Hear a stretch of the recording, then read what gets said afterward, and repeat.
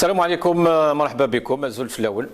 L'association des banques algériennes ou l'association professionnelle des banques et des établissements financiers, l'ABEF, a annoncé la suspension de la décision de gel des échanges commerciaux avec l'Espagne et la reprise des échanges intra-régionaux avec elle.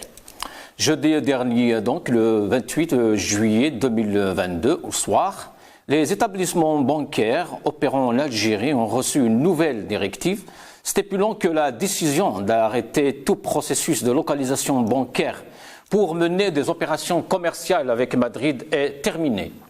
Selon le document en question, la nouvelle décision est intervenue à la suite d'un processus d'évaluation de la décision précédente et des consultations avec les acteurs concernés dans le domaine du commerce extérieur.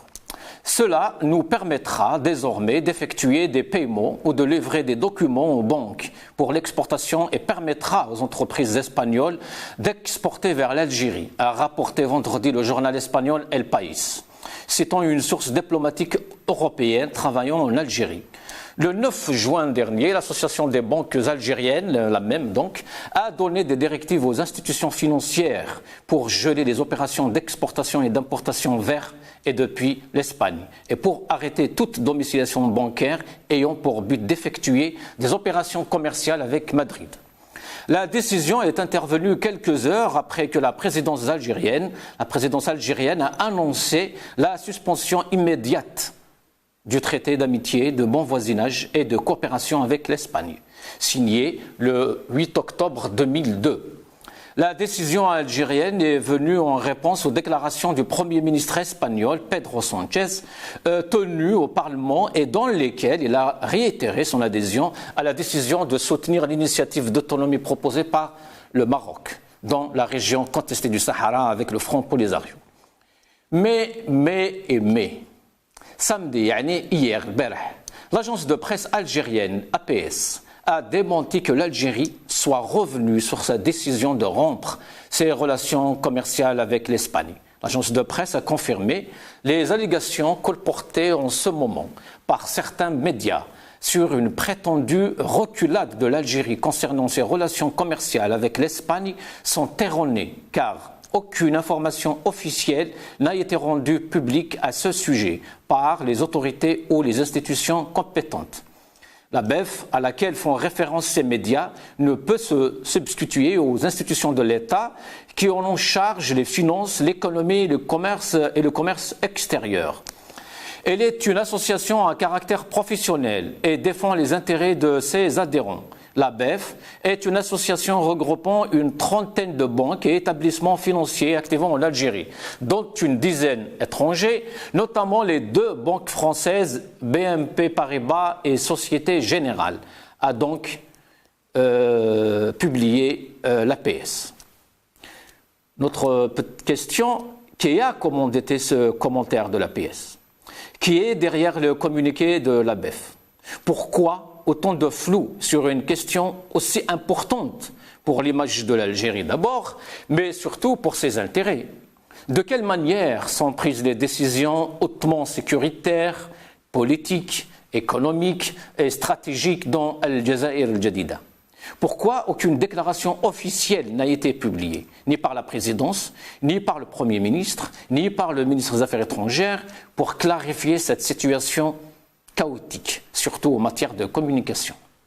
Le commentaire de l'APS ne s'appuie sur aucune source officielle, ne cite aucune institution de l'État, ne cite aucun haut responsable algérien. Pourquoi vouloir donc donner cette sensation de pouvoir et pouvoir parallèle? À quand cette opacité dans la gestion des affaires de l'État? Et qui serait réellement derrière cette incohérente communication? 60 شريط دار فيها جنان بلا الاسوار نسقي بدم الاحرار دار داري من الفرحه نسى بدات تولول قلت نبنيها من الاول شهد ربي كنت مول دار داري والدار داري قدام الجنان عندي بحرة مور داري عندي صحراء في وسطها الجبال دايرة والدار داري عندي فيها من كل خير، كي نعطش نشرب من البير، الناس كي تشوفني فيها تغير. والدار داري دار داري دار داري. قلت نبداها بالجردينة، نغرسها نرجعها زينة، نغرس وريدة وياسمينة. والدار داري بديت بكري في الصبحية، قلت نديرها زراعية، تلفت لي بالعربية. والدار داري دار داري. فوتنا يا مات ملاح مجناني، نقطف في التفاح في الطبلة، نتقسموا الفراح. والدار داري عشنا بقدر روح رمى، عيلة كبيرة ملمومة، عطونا ماكلة مسمومة. Algérie, l'APS et la République, c'est le titre de notre émission de ce soir. Et pour en parler, je reçois Ilyes Djebaili, ingénieur, militant politique. Ilyes Djebaili, bonsoir, marhaba bik. Merci Tanmir Tchoussi, merci pour votre invitation. Je remercie nos compatriotes à l'intérieur et à l'extérieur et toute l'équipe de Al-Marhalabiya qui assure votre émission. Merci et encore, je remercie Adel qui, je pense, qui sera votre invité.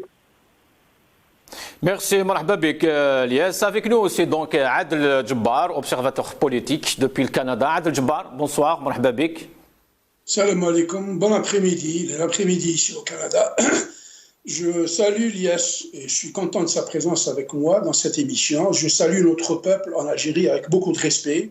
Je transmets un message de solidarité inconditionnelle avec le militant, notre jeune qui a été injustement incarcéré hier, Gelfa, Zakaria et tous les autres jeunes qui sont injustement incarcérés par la junte militaire. Et je demande officiellement, c'est moi qui le fais, la libération inconditionnelle de tous les otages politiques depuis 92 à date. Merci. Et à Adel Djebbar. Adel Djebbar, alors Algérie et Espagne, reculade, pas reculade, qui croire, l'APS, la BEF, c'est quoi tout ce flou? Est-ce que c'est une surprise d'abord pour vous? Non, absolument pas. Il ne faut pas croire ce régime et ses pantins et sa pravda locale. L'APS est le porte-voix de la junte, de la dictature et du parti unique depuis 62. Ne fait que répéter ce qu'on lui souffle à l'oreille. Ce qui est dramatique dans cette tragicomédie, c'est de voir notre pays descendre dans les abysses des profondeurs pour être une risée à travers toute la planète.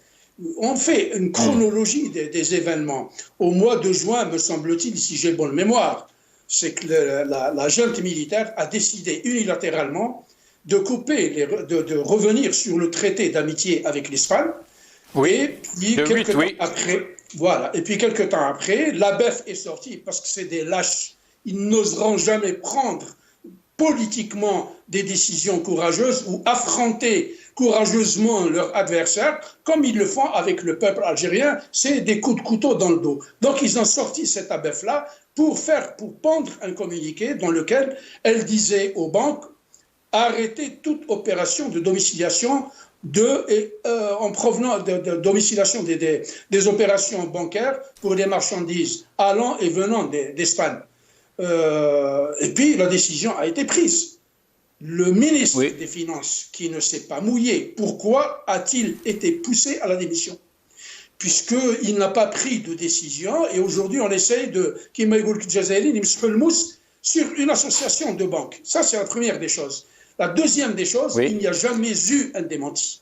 Il y a eu une montée, il y a eu une escalade dans les propos belliqueux de Kedbon qui s'en est pris au Premier ministre du gouvernement et chef du gouvernement espagnol. Il pensait qu'il avait affaire à une petite république bananière où le Premier ministre sort des lapins de son chapeau comme ça. Il oublie que c'est une grande démocratie.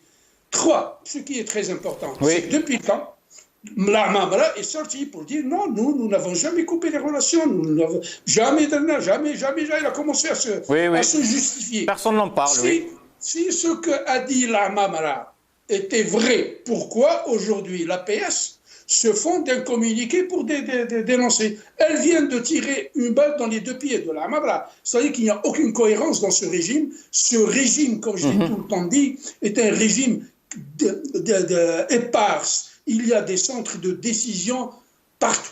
Il y a Nasser el-Jinn, c'est la diplomatie de Nasser el-Jinn, et de Jibbar Mhenna, et de Toufiq, et de Boulaya.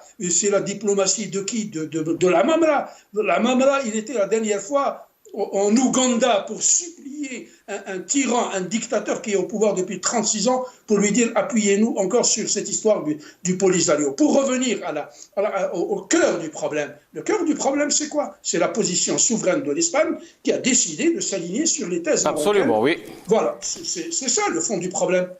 Et puis, on pensait qu'on avait affaire à une junte militaire qui peut inverser les décisions, comme elle peut attaquer la souveraineté d'un peuple ou d'une assemblée nationale. Ça n'a pas marché pour eux.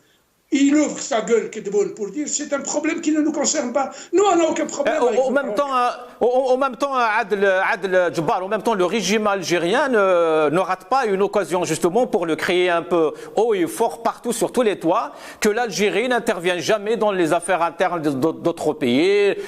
C'est dans la logique du régime algérien, de l'État algérien.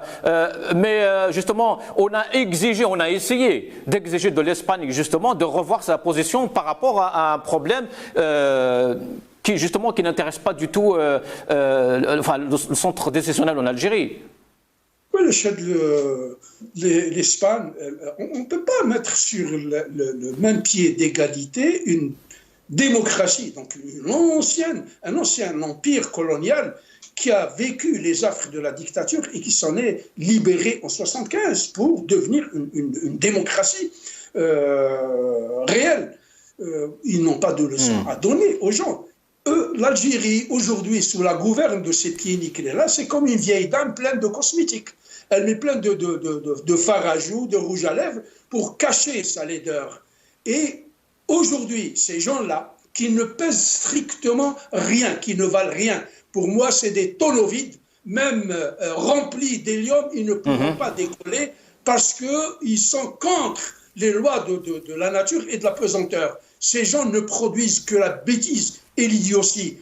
Ailleurs dans le monde entier est en train de se siliconiser. On est dans la siliconisation, donc dans le numérique, dans l'intelligence artificielle, avec ces pieds nickelés-là, cette vieillerie, cette brocante. Nous sommes dans la fossilisation. On est en train de nous présenter des jeunes responsables de 87 ans, 90 ans et bientôt un siècle.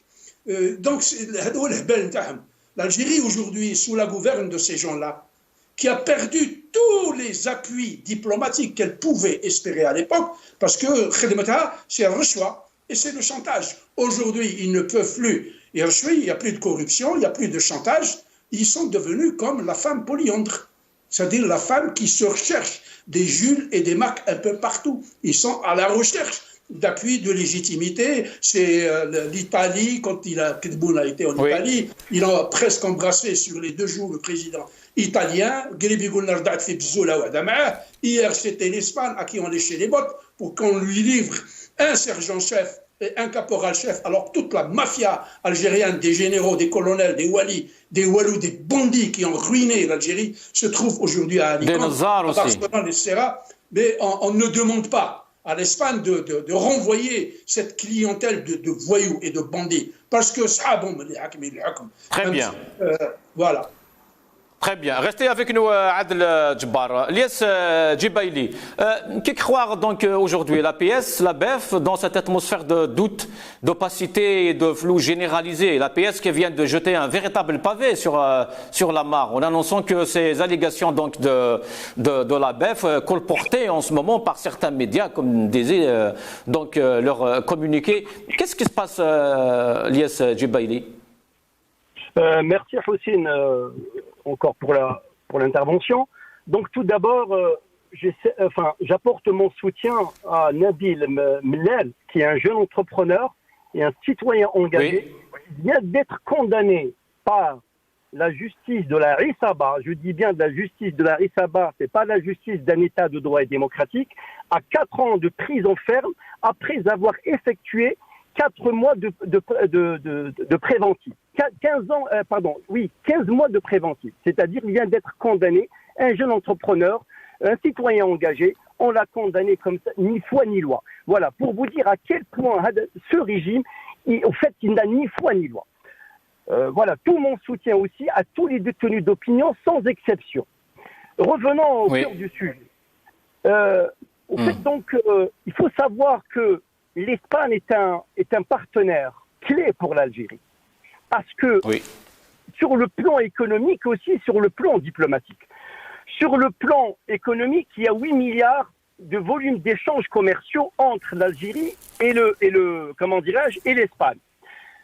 Ils ont concouru ensemble à la conception de 2 projets majeurs. Le premier projet majeur, c'était le GME, gazoduc Maghreb-Europe, qui a été conçu en 96. L'Algérie traversait une période difficile de son histoire, la décennie noire. En 96, ils ont conçu ce projet pour alimenter l'Espagne à 8 milliards de mètres cubes et qui a été porté jusqu'à 13,5 milliards de cubes jusqu'à 2015. Pour vous dire à quel point ce projet était important. Après, quand ce projet était important, quand même, c'est-à-dire, il y avait la signature d'un traité d'amitié, de coopération, de bon voisinage, et qui a été signé au plus haut niveau. Octobre 2008, oui. Avec Saha aussi, en octobre voilà. En 2002, le traité a signé, en 2002, le traité d'amitié entre le roi d'Espagne et Bouteflika. Pour vous dire que ce traité d'amitié, il date depuis 2002. Et un jour ou l'autre, on n'est pas d'accord d'une décision souveraine d'un pays qui est souverain, qu'on le veuille ou pas. L'Espagne est un pays État de droit, démocratique. Je rejoins Adel quand il dit que c'est un peuple qui a subi les affres de la dictature. Il s'en est défait du franquisme et de la fameuse toile, la Guernica, et tout le massacre que le peuple espagnol a subi. Donc il a construit une certaine il a construit une démocratie. Donc il est souverain dans sa décision. C'est vrai, une décision qui est liée à ses intérêts.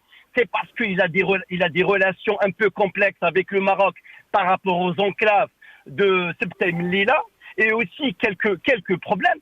Donc, c'est pas pour autant que vous décidez du matin, comme ça sur un coup de baguette magique, de suspendre un traité d'amitié. Au fait, c'était une pierre deux coups ce qu'ils ont fait, Hussein. Ils ont suspendu le traité d'amitié et après, ils ont donné l'ordre à l'agence professionnelle des banques et des établissements financiers de geler toutes les transactions commerciales avec l'Espagne. Mais quand vous gelez les relations, quand vous gelez les transactions, les échanges. Mais l'Espagne est un pays membre de quoi? Membre de l'Union européenne. Ça veut dire quoi? Absolument, oui. Le régime, ça veut dire quoi? Ça veut dire que le régime, il prend une décision, pas en fonction de l'intérêt de son peuple, c'est en fonction de ses intérêts à lui. Parce que dans le subconscient de ce régime, il considère l'Algérie Malakia, une propriété pour lui, pour ses enfants. Il faut savoir aussi que l'Espagne, elle abrite des grosses fortunes, des barons du régime. Il faut savoir aussi, en 2008, le pays d'Europe qui a souffert de ce prime, c'était l'Espagne. Il y avait quasiment des quartiers qui étaient invendus. Et qu'est-ce qu'ils ont fait, les barons Al-Isaba? Ils ont investi, c'est-à-dire ils ont tout acheté. Ils ont acheté des quartiers quasiment et des immeubles. Donc, ils ont investi. Ils ont blanchi leur argent, ils ont investi. Donc, l'Espagne, en fait, c'est le refuge et les Émirats Arabes Unis. Ce sont les refuges financiers de cette Isaba. Donc, maintenant... Ilyes Djibaili, vous êtes en train de dire que c'est les intérêts justement de ces généraux de cette Isaba justement qui priment sur les intérêts de l'Algérie. Enfin, on n'en parle même pas, le peuple. Mais regardez bien, au fait, regardez c'est-à-dire, on est dans un pays vous savez, le régime, il est complètement aux abois, il est hors circuit. Quand il y a un démenti, au fait, la BEF, elle lève le gel sur le commerce extérieur avec l'Espagne. Et rapidement, il y a un démenti de l'agence presse-service. Est-ce que les ordres sont venus de deux clans différents?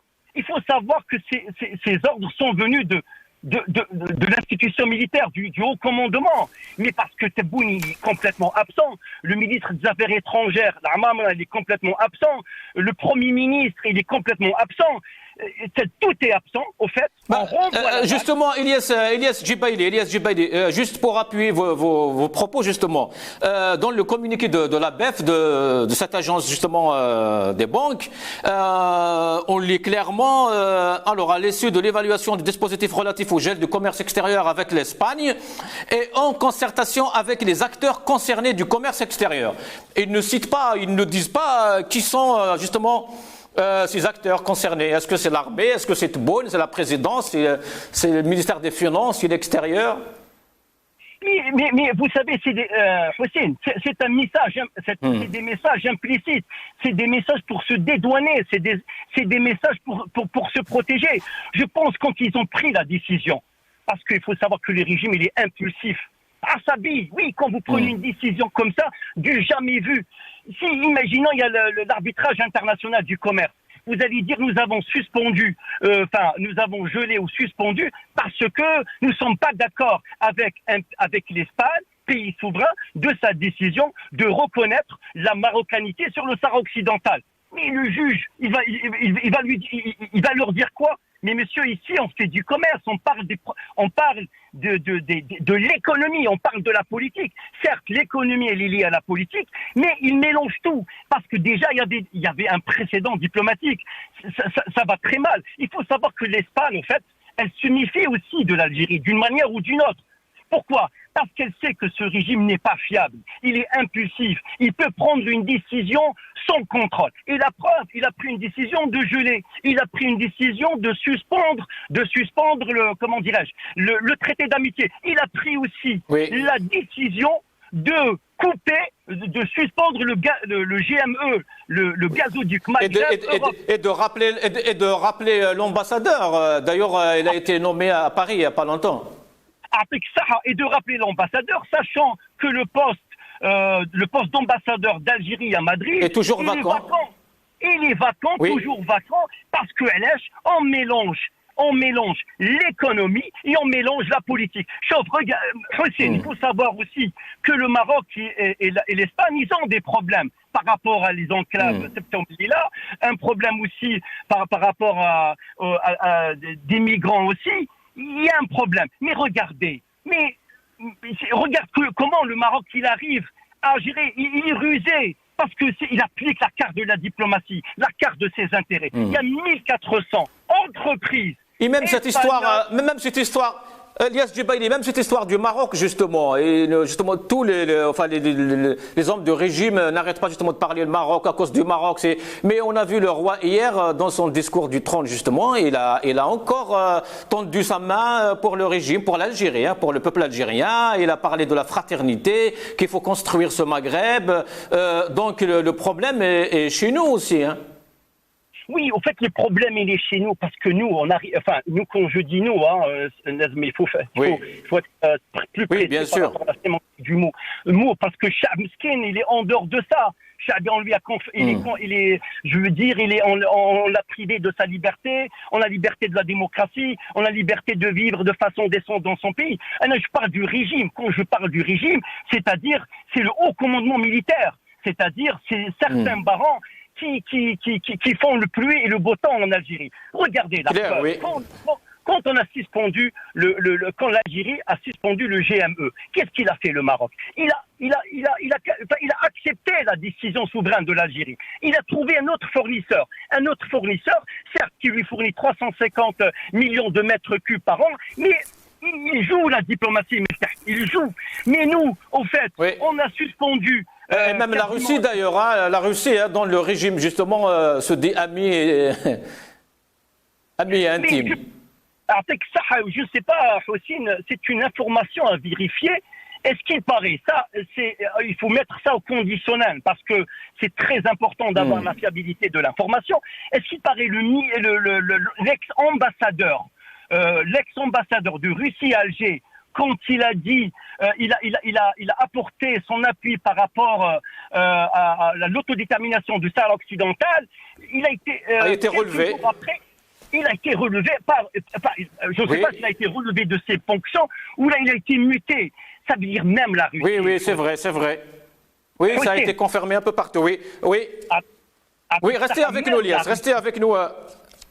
Restez avec nous, Lias Djibaili, je reviens vers vous. Adel Djebbar, ce volte-face justement de l'APS survenu ce samedi discrédite fortement l'État algérien. Bon, vous n'êtes pas d'accord sur ce terme, mais bon, on reste un peu et soulève des interrogations sur l'identité réelle des véritables décideurs aujourd'hui, des détenteurs de ces centres de décision en Algérie, et même, je dirais, au plus haut sommet de l'État.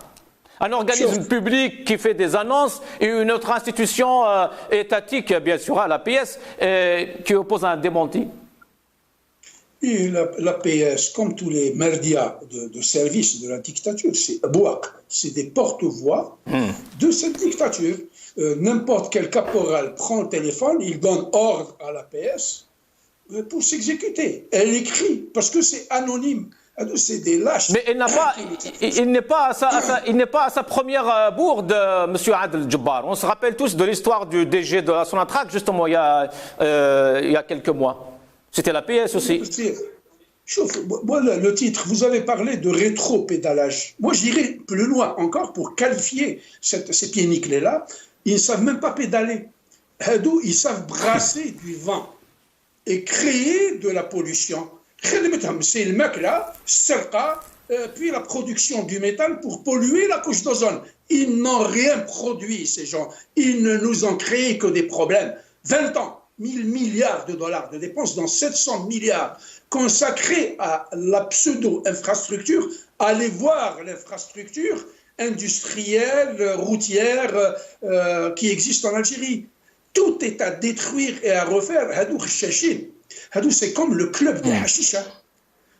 Ils sont dans la volupté du hashish, puis ils décollent et puis ils sont ailleurs. Ils ne se préoccupent pas de l'Algérie, ils se préoccupent de leur sort. C'est tout. Mais qui décide, Adel Djebbar, qui décide réellement aujourd'hui au nom de l'État algérien dans ce dossier de la crise algéro-espagnole, mais dans d'autres dossiers aussi, parce qu'à chaque fois on a ce genre de cacophonie justement au sommet. Je vais caricaturer pour faire comprendre aux Algériens que l'État algérien n'existe pas. Parce qu'il n'y a pas d'homme d'État, il y a des potentats. Vous êtes et nous sommes malheureusement sous le règne de Cassidor. Vous savez que le jour où ils ont décidé de fermer l'espace aérien pour les avions en provenance du Maroc, le jour où ils ont décidé de fermer le gazoduc qui passe par le Maroc, qui nous a coûté quelques milliards de dollars et qui actuellement est en train d'être exploité gratos par le Maroc parce qu'ils ont un feedback, un approvisionnement inverse de la part de l'Espagne. Comment la décision a été prise? Il semblerait, selon certaines indiscrétions et des sources, bien sûr, ou certaines, comme le disent eux-mêmes, que c'était autour d'une bouteille de scotch et des pistaches. Nzar, Tawfiq, Shengriha, Tebboune. Ils étaient en train de se saouler la gueule. Ils ont pris la décision. Pourquoi vous avez des hommes d'État? Rien. Vous prenez Raï ou Tolo Garat, général. Va-t-il se comporter comme un général? Il va continuer à se comporter comme un caporal. Vous prenez un pied nickelé, vous l'habillez en costume cravate et vous le bombardez du titre de ministre. Oui, mais c'est le principe de Peter. C'est l'incompétence dans toute sa laideur. J'ai vu le discours, vous avez parlé du discours du roi du Maroc. J'ai vu que de ce côté-là, on sent qu'il y a un État, on sent qu'il y a un chef, on sent qu'il y a une diplomatie, un discours de la puissance et de l'élégance dans les mots. Il parle de fraternité, de solidarité, d'amitié, de respect du peuple algérien, etc. Et de construction, à ces pieds nickelés là, de négocier. Normalement, s'ils avaient un gramme de cervelle, parce que je pense que dans leur cerveau, vous n'allez jamais trouver des neurones, mais des spermatozoïdes. C'est pour ça qu'ils réfléchissent comme ça. S'ils étaient intelligents, qu'est-ce qui les empêche de prendre un avion et d'aller à Rabat, de passer le temps qu'il faut pour négocier avec eux et de cesser de nous emmerder, de nous empoisonner la vie avec un faux problème qui a duré 46 ans et nous coûtait des centaines de milliards de dollars sans absolument rien. Le Maroc a eu sa proie, nous continuons grâce ou malgré ou à cause de ces péniches-là de suivre l'ombre.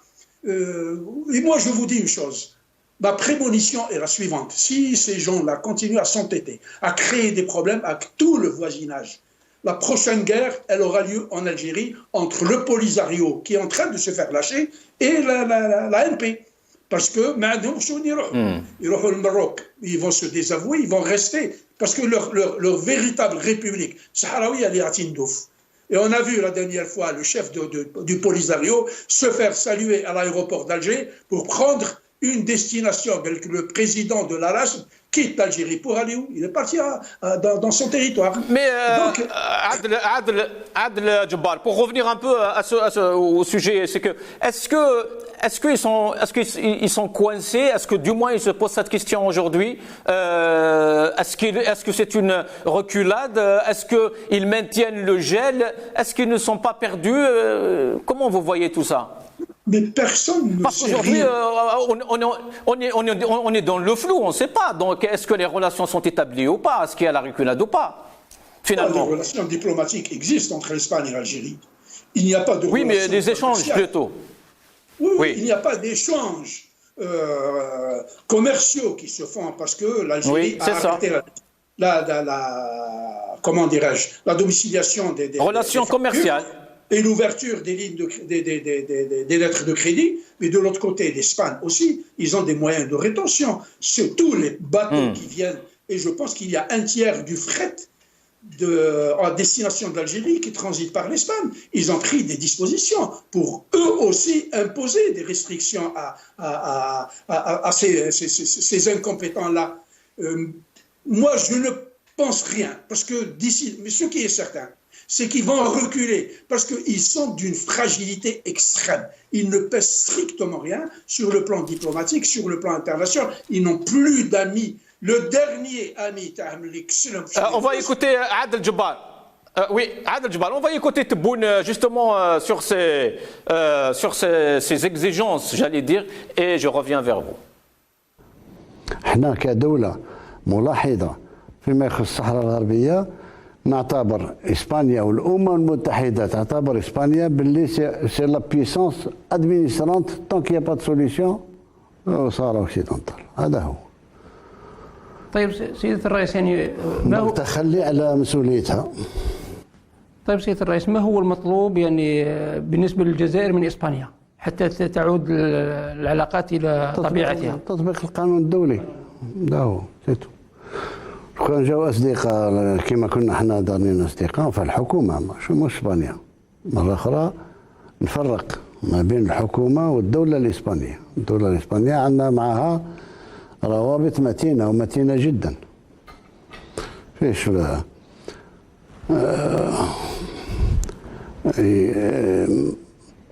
ما لازمش يتخلوا على المسؤوليه التاريخيه نتاعهم في هذا الظرف هذا. المطلوب منها هي تراجع نفسها. Adel Djebbar, Tebboune avait donc avancé deux conditions. Le changement de position vis-à-vis de cette histoire du Polisario et deuxièmement le départ du gouvernement de Sanchez. Rien n'a été fait sur ce plan, mais quand même, voilà, ils reviennent, ils sont là. Bon, je pose une question à ce Tebboune-là. Qui est-il pour donner des ordres à un pays souverain qui fait 4 ou 5 fois son PIB, qui peut l'écraser comme une puce en fermant les robinets? Qui est-il pour donner des leçons de l'égalité internationale? L'Espagne est souveraine, elle fait ce qu'elle veut, elle appuie qui elle veut. Ils sont les seuls dans cette galaxie, pas dans ce monde-là, à supporter... Parce que l'Algérie n'est pas souverain, Adel Djebbar? Quelle souveraineté ont-ils? Ils ne produisent même pas le lait, le blé, le pain, les harissa qu'ils mangent.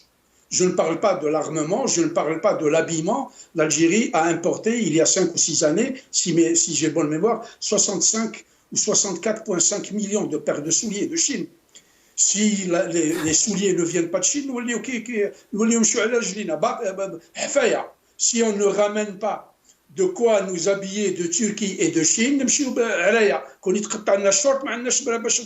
de quelle souveraineté parlent ces gens-là? Ce monsieur-là et toute la Issaba qui est avec lui, ils sont là, ils sont dans la prédation. Ils s'en foutent, ils ne calculent pas. Parce qu'ils n'ont jamais géré, ils n'ont jamais travaillé, ils ont toujours vécu à l'ombre de la dépense publique. Une épicerie. J'ai écouté un discours ou une interview dans laquelle il disait voilà,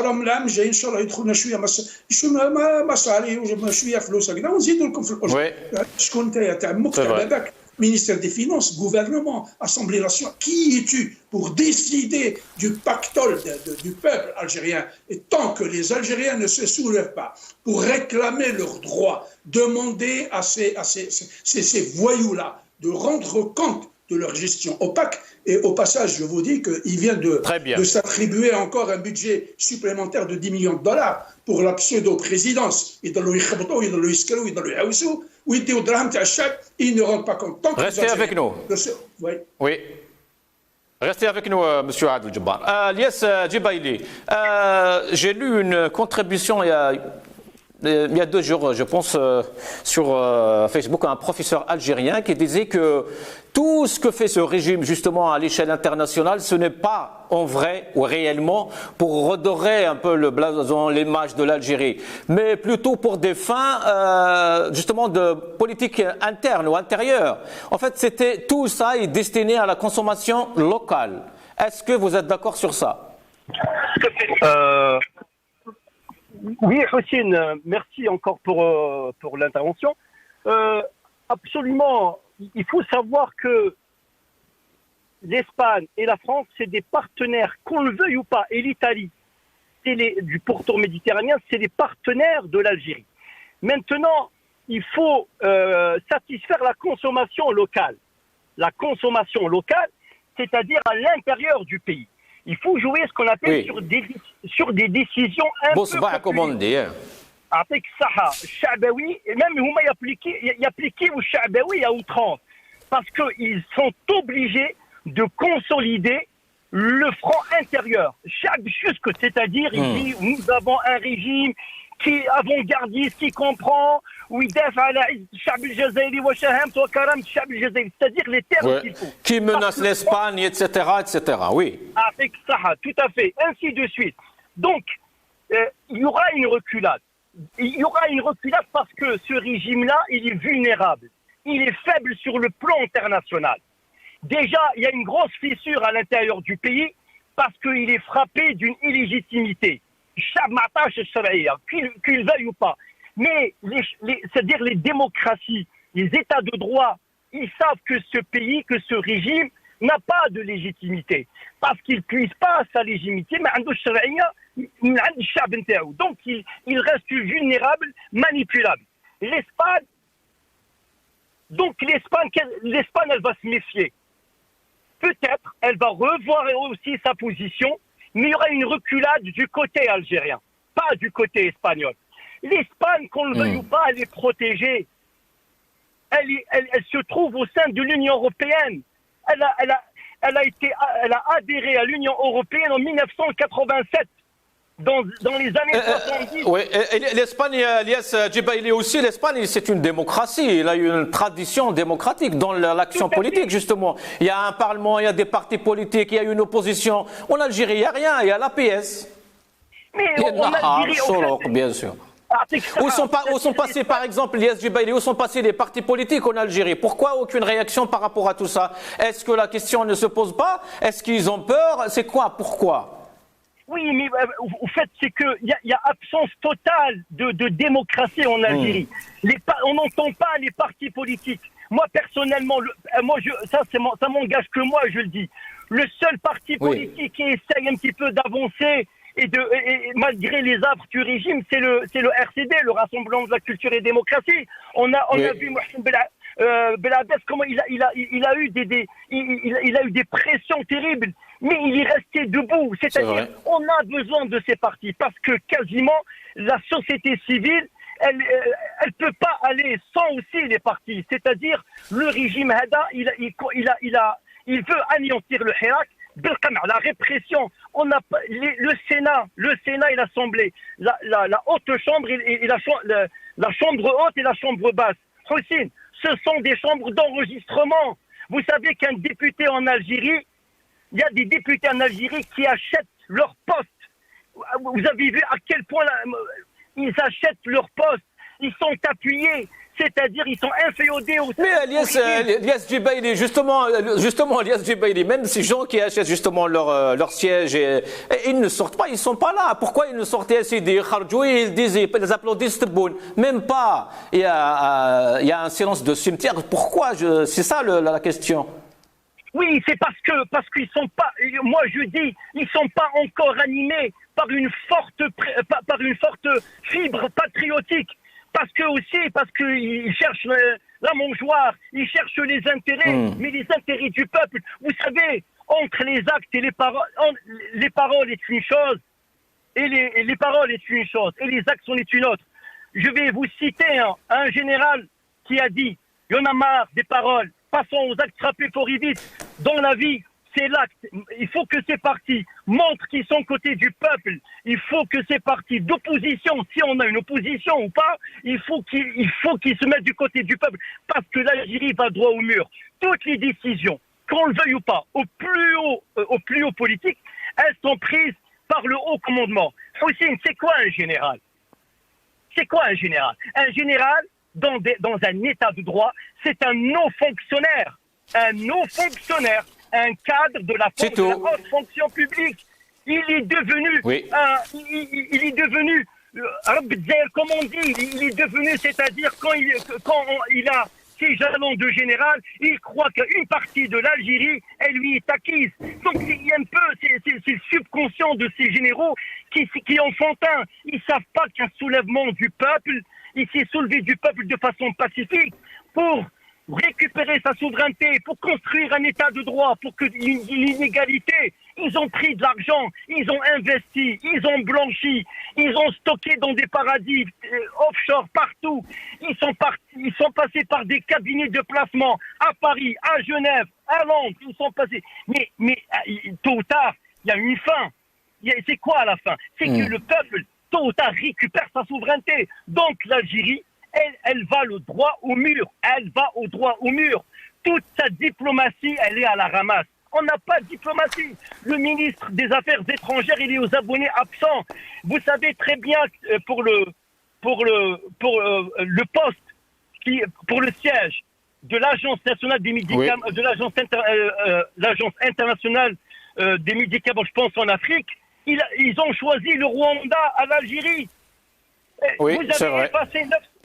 Vous avez effacé 900 millions de dollars aux pays africains. C'est la diplomatie du chéquier, Elias Djibaili. Elle échoue tout le temps.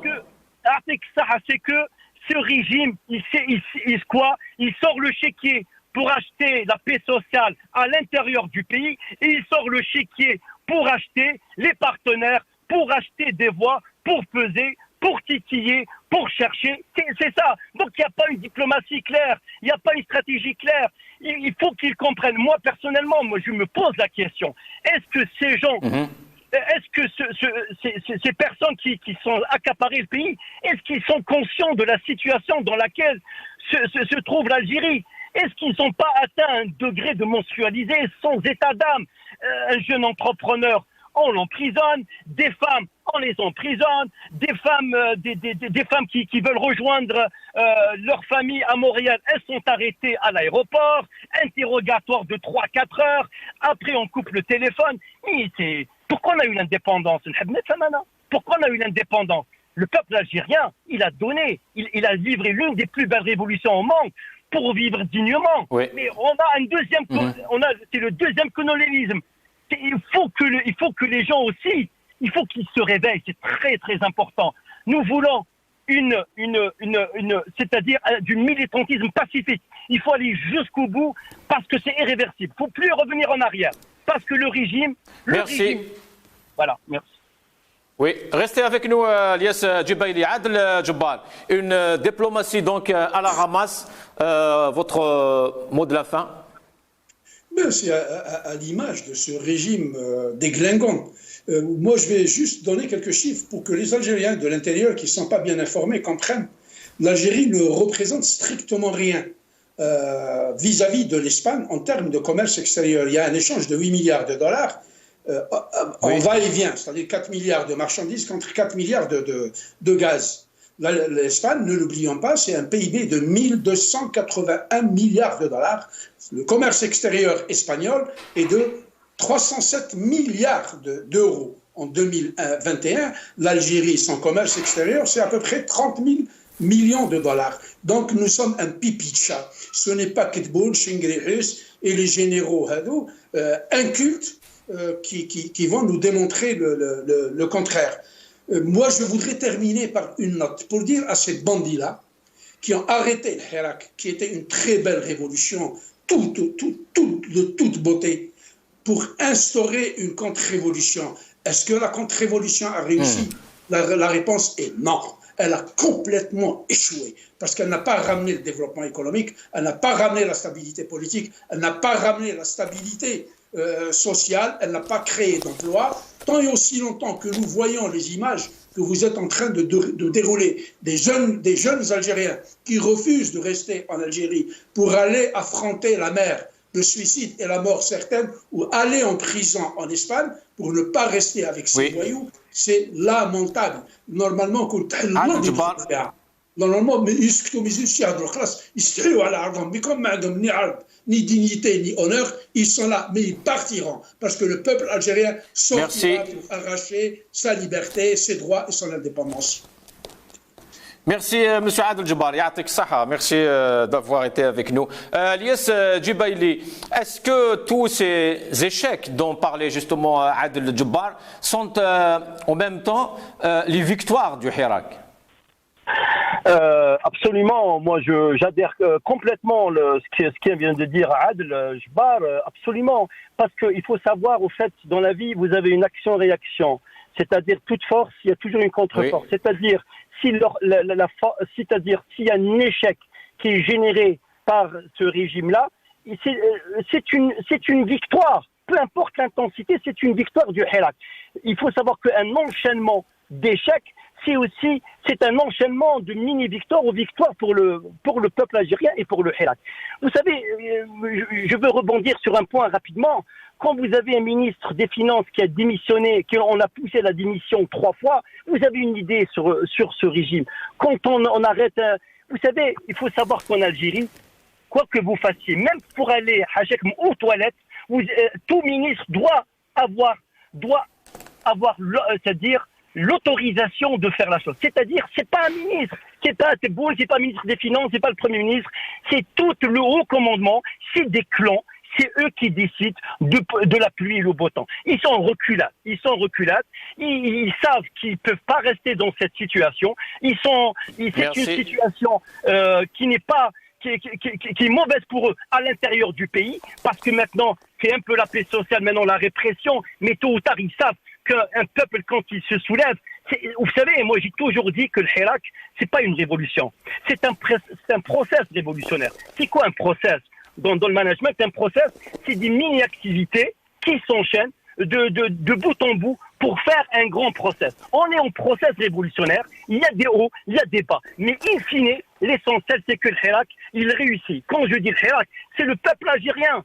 C'est le peuple algérien qui doit réussir. Donc, vous savez, Houssine, ils vont commettre encore des échecs. Ils vont reculer parce qu'ils n'ont pas le choix. On a vu aussi avec la France. On rappelle l'ambassadeur. Après, il reprend son poste en catimini. Et oui, tout est. Merci, Lies Djibaili. Merci, Lies Djibaili. Oui.